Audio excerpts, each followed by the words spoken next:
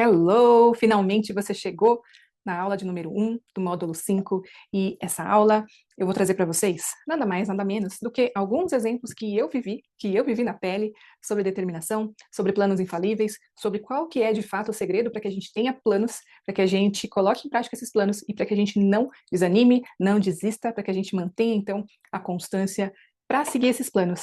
E como é que estão os exercícios anteriores? Como é que estão as aulas anteriores? Espero que estejam fazendo sentido para você. Eu espero que vocês coloquem, de fato, no dia a dia de vocês, essa prática desses novos conceitos, desses exercícios que eu estou propondo para vocês, porque, de fato, são coisas que eu aplico na minha vida, são coisas que eu aplico nas minhas clientes, nas minhas mentoradas, e que têm trazido resultados efetivos. E é isso que a gente quer aqui, ser dona da própria vida e ter os resultados sobre as nossas ações. Mas para que isso aconteça, a gente tem que agir. E para que a gente haja, a gente tem que ter planos, a gente tem que saber o que queremos, para onde estamos indo, o que gostaríamos de ajustar. E que bom que você está aqui comigo nessa aula. Eu espero que você goste, vai ser uma aula bem, vamos dizer assim, prática. E eu vou trazer para vocês, então, uma apresentação sobre o tema dessa aula. Eu dei o tema. Eu chamei essa aula de planos infalíveis. Determinação, módulo 5, olha aí. Olha aí. Como é que tá até aqui, gente? Estão conseguindo evoluir nas ações, na mentalidade, na programação de pensamentos? Eu, de fato, espero que sim, porque foi para isso que eu criei esse projeto, para que você tivesse acesso a essas informações. Vamos adiante. Olha só. Como não desistir das nossas metas? Como não desistir das nossas metas? Vocês sabem que eu, gente, vou revelar coisas aqui que só vocês têm acesso, hein? Informações exclusivas, fotos exclusivas, closes exclusivos. Ai, na primeira foto que vocês veem aí do lado esquerdo, que tem duas meninas aí, dentre elas uma é essa que vos fala, é essa de camiseta preta, de calça jeans azul, com os pezinhos tortos. Essa sou eu, Raquel Barberino, com os seus 15 anos por aí. Nessa foto, eu não lembro quem tirou essa foto, se foi minha mãe, quem que estava com a câmera, porque na época a gente usava câmera mesmo, né, câmera fotográfica. E aí essa foto foi tirada da minha casa, do quintal da minha casa para a rua. E tô mostrando aí para vocês onde eu morava, ok? Deixa eu parar de compartilhar aqui. Para mim, é até um pouco emocionante mostrar essa foto para vocês, porque passa um filme na minha cabeça, desde então. Eu escolhi para vocês essa foto por diversos motivos. Dentre eles, é que nessa idade, uns 15 anos, foi que virou uma grande chave na minha vida. Foi aí que eu tomei grandes decisões. Foi nessa fase aí, foi essa menina aí, sorridente, meio tímida, meio que não querendo olhar para a foto. Olha aí a Fabrícia, minha amiga, me empurrando para eu olhar para a câmera. Quem diria, né, que essa pessoa tímida estaria hoje gravando um curso. E a Fabrícia, ela foi muito especial, uma grande amiga, até hoje somos amigas. E esse é o bairro onde eu morava. Esse é o bairro onde eu morava. Aí tá o portãozinho da minha casa, tá a calçada ali no asfalto ainda. E minha mãe ainda mora nessa casa, mas hoje a gente já reformou a casa, já tem um portão diferente, já reformamos o piso, tá bem arrumadinha a casa da minha mãe.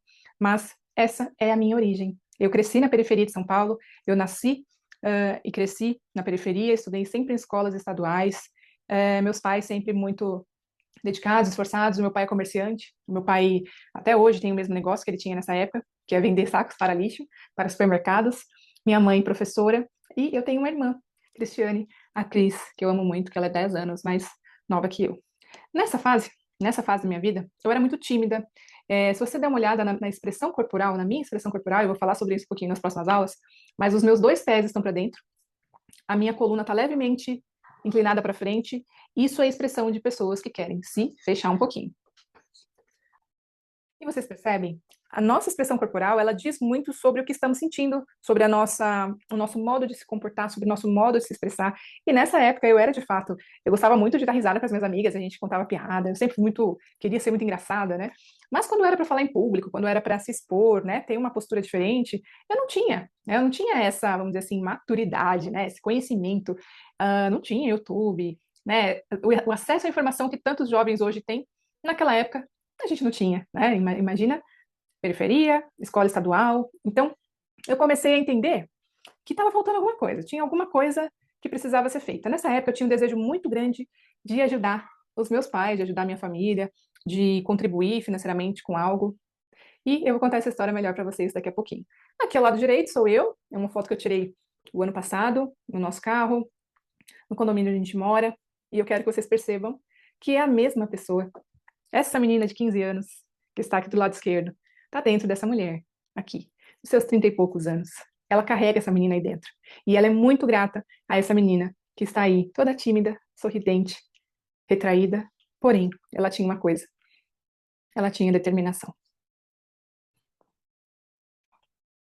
Eu tinha um sonho, como eu falei para vocês, e o meu sonho era justamente poder contribuir com os meus pais. Naquela época, eu lembro que era muito comum, tá?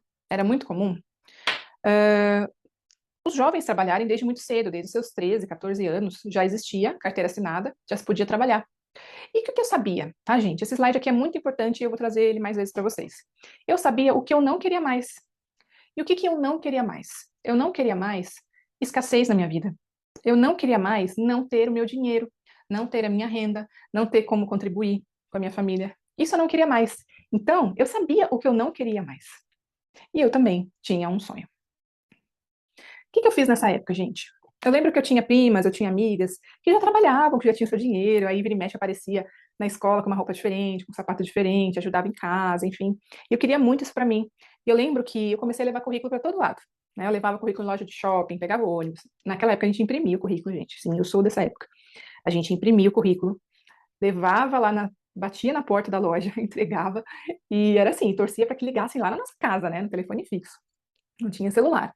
E aí eu ia para loja de shopping, McDonald's, restaurantes, os bazares, né, as lojinhas do bairro, mas eu não conseguia, né, eu não conseguia arrumar emprego de jeito nenhum, porque eu não tinha experiência, por vários motivos, enfim. E aquilo me angustiava tanto, porque eu só queria ter dinheiro para ajudar a comprar as minhas roupas, ajudar minha mãe em casa. Eu queria isso. E aí aconteceram muitas coisas na minha vida, né?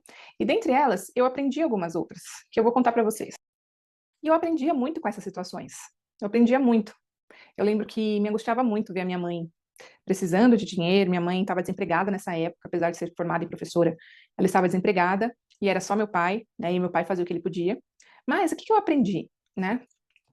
Nessa de procurar emprego, de entregar currículo, de não ser correspondida, de chorar, né? Eu voltava para casa chorando porque eu não tinha arrumado emprego, né? Nessa, o que que eu aprendi? Que nem sempre o que a gente quer é o melhor que Deus tem para nós. Nem sempre aquilo que a gente acha que quer é o melhor que Deus tem para nós. E isso eu só fui entender depois de um tempo, né? Às vezes a gente se magoa porque as coisas não saíram como imaginávamos. Mas pode ser que tenhamos que prestar atenção às próximas oportunidades. Então é assim, gente. Nem sempre as coisas vão sair como a gente espera. Por quê? Nem tudo está sob o nosso controle. Eu vou falar sobre isso nas próximas aulas.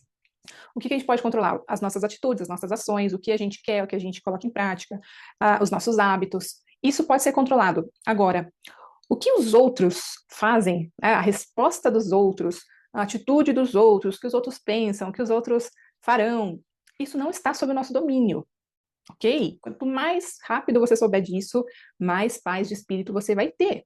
Agora, o seguinte, se eu não posso controlar a atitude do outro, nós podemos controlar, né, aquilo que a gente faz. Agora, se a gente não controla, né, se a gente não presta atenção nem no que a gente faz, imagina, né, a gente vai estar o quê? Aqueles barquinhos sem remo no mar e vai para onde a maré levar.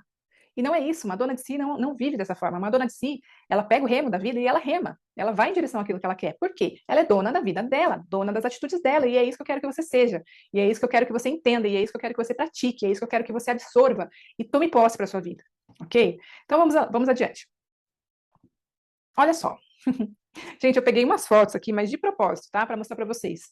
Esse aqui era os fundos do quintal da casa da minha mãe, tá? Tudo muito, vamos dizer assim, na medida do possível organizado, né? Mas o chão no cimento, né? Tinha ali o chão mofado, né? Produto de limpeza. Meu quarto era esse, onde está aquela toalha verde ali, tinha uma janelinha ali, ali era meu quarto, né? E nessa época, olha só, olha a postura da pessoa retraída, gente. Olha a postura da pessoa retraída. Mãos cruzadas, segurando. Para quem entende um pouquinho de chakras, né? Esse chakra aí, onde eu tô com a mão, é o chakra responsável pelo equilíbrio, né? Pela sexualidade, por diversas coisas aí do nosso ser, né? Então eu estou tampando, eu estou retraída. Olha a postura, gente. Olha a perninha fechando, tá? E o sorrisinho meio tímido ali, postura retraída. Ali atrás tem o meu cachorro, Bob, que já não está mais entre nós. A vassourinha, o produto de limpeza. E aí, gente, eu não sabia como que eu ia atingir meus planos. Pensa, nessa época eu não tinha noção que existia desenvolvimento humano, que existia, né, esse tipo de ensinamento que a gente conseguiria ser uma pessoa melhor, ter melhores resultados, prosperar mais. O que que eu sabia? Eu tinha que fazer alguma coisa. Eu só sabia que eu tinha que fazer alguma coisa, né? Eu sabia que eu podia fazer alguma coisa, mas eu não sabia como. O que que eu fiz, gente? Olha só. Na escola, eu tinha uma professora de biologia, no terceiro ano do colegial, tá? Hoje se fala ensino médio, né? Mas eu estava no terceiro ano no terceiro, não, no segundo ano do ensino médio do colegial. E eu sempre tive amigas muito alegres, muito do bem e tal. E a gente fazia uma turminha bacana na sala de aula. E uma professora chegou para nós e falou assim: Meninas, vocês já sabem qual vestibular que vocês vão entrar? E aí eu pensei assim: como assim vestibular? Olha só, gente, não existia uma orientação que depois que você terminasse a escola, você tinha que fazer a faculdade, o vestibular. E eu fiquei, como assim vestibular, né? Não, terminando o colegial, vou arrumar emprego, vou trabalhar, né? Não tinha essa ambição. E aí, estando ao lado das pessoas certas, essa professora, né, que eu considero como sendo um anjo da nossa vida, ela chegou e falou assim, olha, existe um lugar em que você pode estudar para que você consiga passar no vestibular e entrar numa faculdade.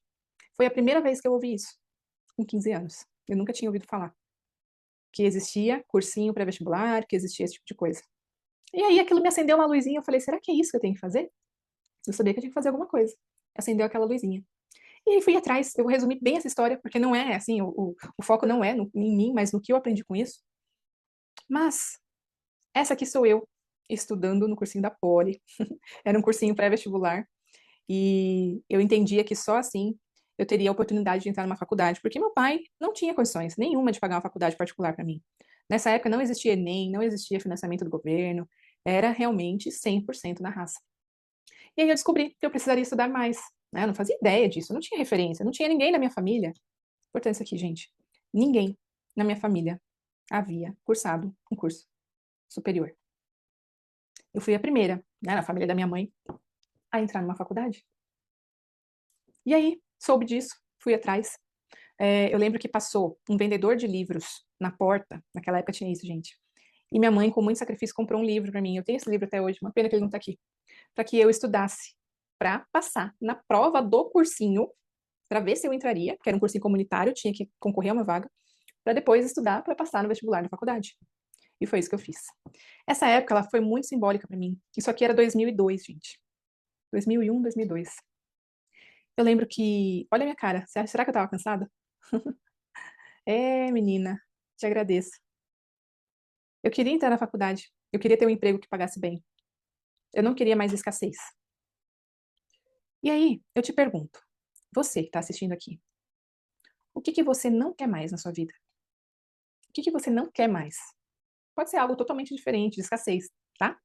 Você pode responder, eu não quero mais a timidez, eu não quero mais o medo, eu não quero mais a procrastinação, eu não quero mais falar sim para todo mundo, eu não quero mais ter baixa autoestima, eu não quero mais ser insegura. O que que você não quer mais? Lembra, quando a gente sabe também o que a gente não quer, já é um avanço. Então, para pensar o que que eu não quero mais na minha vida. É escassez financeira? É um relacionamento que não tá legal? É uma saúde que pode melhorar? Não quero mais ter essa qualidade de saúde? Então começa a se questionar, o que que eu não quero mais? Eu sabia o que eu não queria mais. Então, para que a gente tenha um plano e uma determinação, a gente tem que saber muito bem a nossa preferência. E é para isso que eu estou chamando você aqui, para que você pense sobre isso. Eu não queria mais escassez. Eu queria entrar na faculdade para ter um emprego que pagasse bem. Essa aqui sou eu, né? Também no cursinho, ali, estudando. Essa foi uma viagem para Ouro Preto que nós fizemos. Eu lembro que a minha mãe me deu de presente, ela parcelou. Imagina que hoje essa viagem custaria mais ou menos uns R$ 500. Eu lembro que a minha mãe parcelou em 12 vezes. Mas ela fez um esforcinho para que eu pudesse conhecer aí um pouquinho da história e estudar também. E aí, gente, como que era essa época, tá? Eu lembro que meu pai, com muito sacrifício, ele me dava R$ 10 todos os dias. E desses R$ 10, eu gastava 7,80 na condução, sobrava R$ 2,20 para eu passar o dia inteiro. E aí eu comprava um pãozinho de 50 centavos antes de entrar no cursinho, para o café da manhã. E com 1,70 eu comprava frutinha para comer à tarde, que era o que dava para comprar. Então eu coloquei essa imagem da balança, porque como eu tinha dinheiro muito contado, eu ia colocando a fruta e ia vendo quanto que dava. Então eu lembro que eu pegava goiaba, que era uma frutinha bem pequenininha que tinha no sacolão, e ia pesando para não passar desse R$ 1,70. Então esse era o meu lanchinho da tarde. No almoço, eu levava uma marmita fria.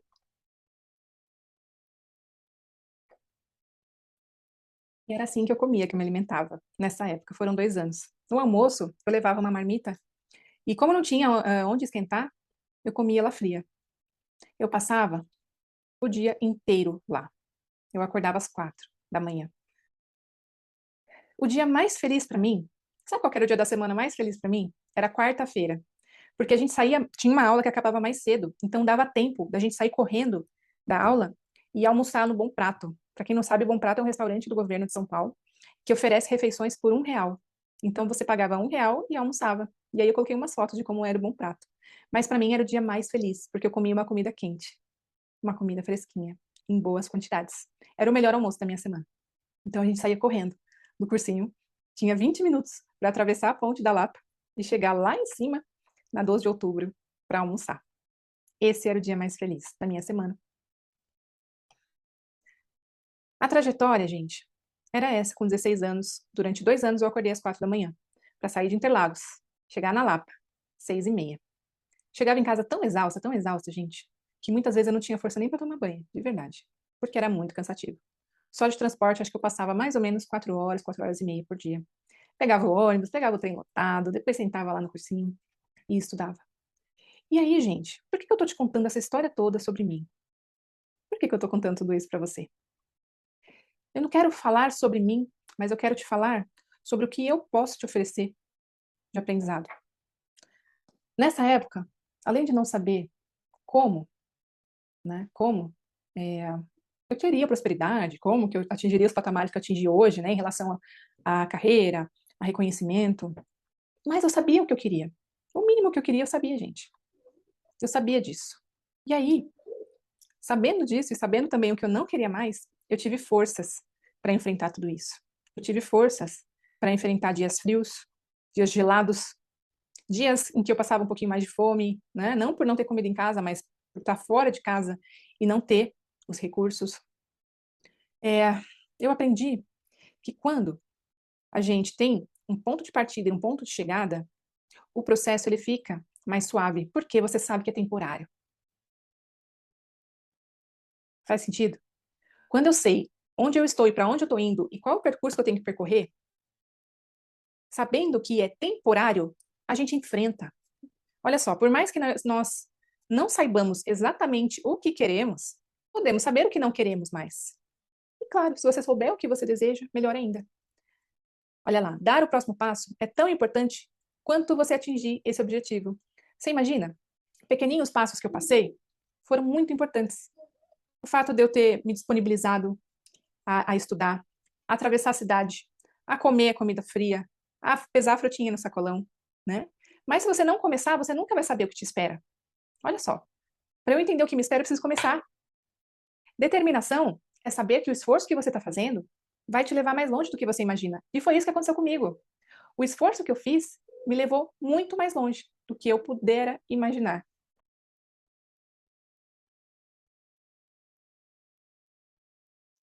Então, gente, peguem essa frase aqui, ó.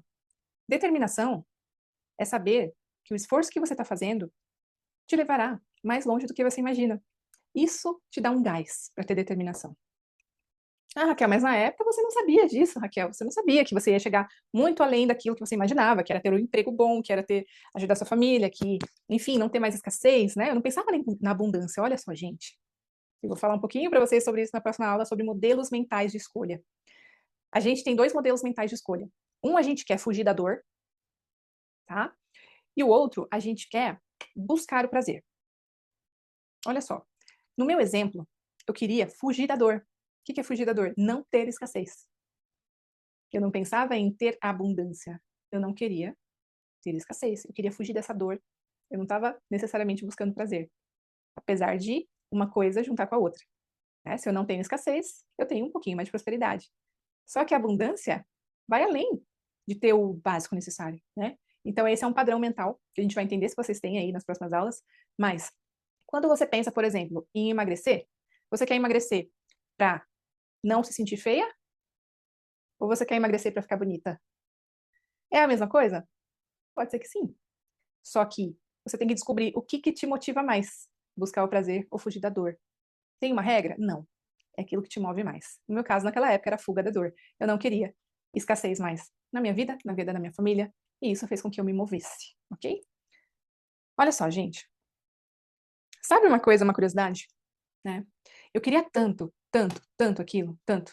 Eu queria tanto que aquilo desse certo, que aquilo acontecesse, que eu lembro que eu nunca faltei, nem um dia sequer. Pudesse estar chovendo, pudesse estar frio. Eu lembro, gente, 4 horas da manhã. Era um frio, uma escuridão para sair de casa. Mas eu sabia para onde eu estava indo. Eu sabia para onde eu estava indo.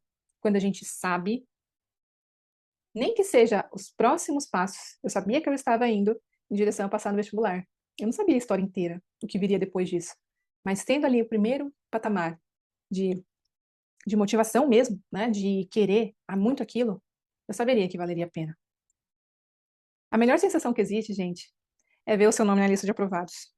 Eu lembro que eu peguei 2 ônibus. Naquela época a gente tinha que ir até o local para conferir o nome na parede para ver se seu nome estava lá na lista de aprovados.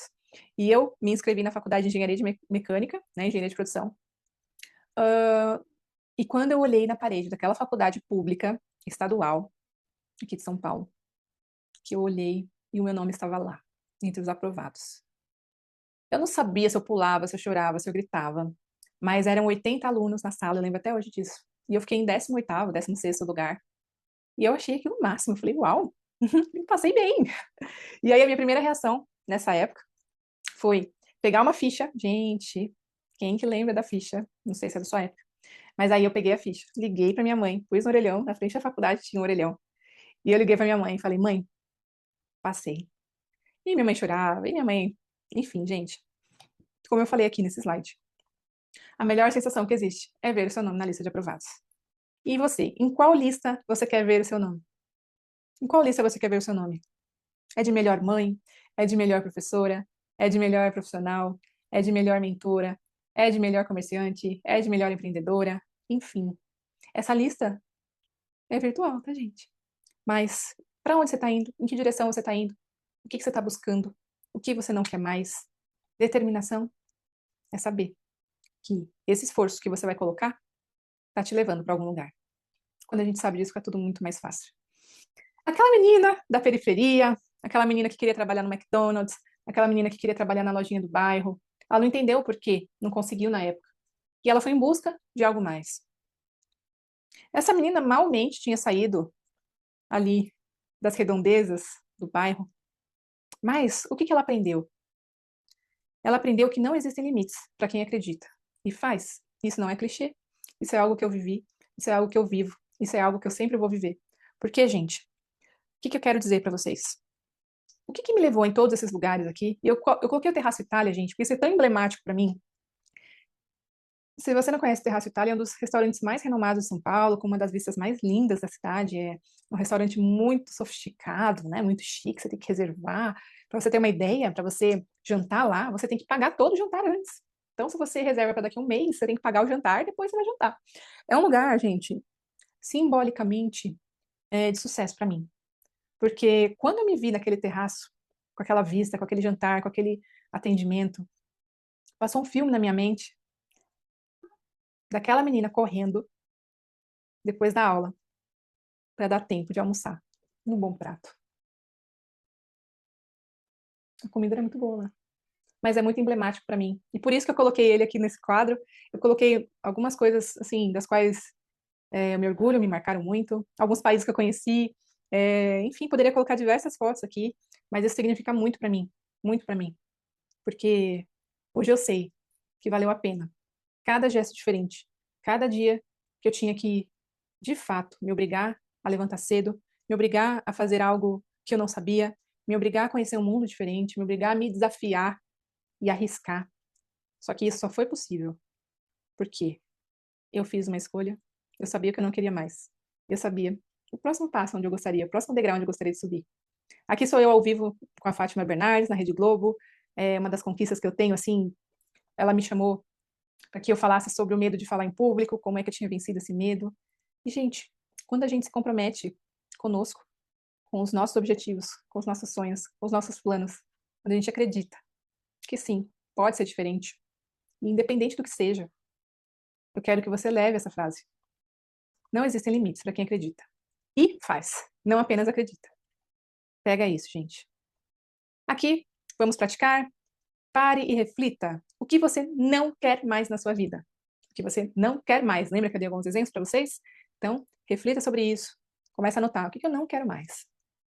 Onde você acredita que precisa colocar mais determinação? Onde que é? Pensa aí. São os seus planos de carreira, de finanças, de pessoais, relacionamento, família? Onde? Qual foi a maior superação que você teve?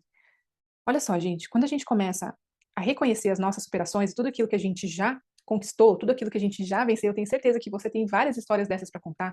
Lembra de uma superação. Qual foi a maior superação que você teve? Uma oportunidade de você resgatar, assim como eu resgatei essa superação e aprendi com ela, né? Então, número 4, o que esse desafio te ensinou? Essa superação. E número 5, mulher, conta para mim, qual que é a próxima meta, onde você vai colocar muita determinação? Eu sei que você criou algumas metas aí no decorrer do nosso processo, tá? Lá na roda da vida, lá na aula do mapa. Eu sei que você trouxe aí algumas reflexões e aqui uma oportunidade para você colocar. Qual que é o próximo? Meta, desafio, em que você vai colocar a sua determinação. De fato, eu espero que essa aula tenha te inspirado de alguma forma. Não foi o intuito de fazer uma palestra, de falar sobre mim, mas de fato, na prática, te mostrar como que funciona, como que é possível e onde você pode chegar cada vez que você acredita que esse esforço ele é temporário, porque você está chegando em um degrau maior. Até a próxima aula. Grande beijo!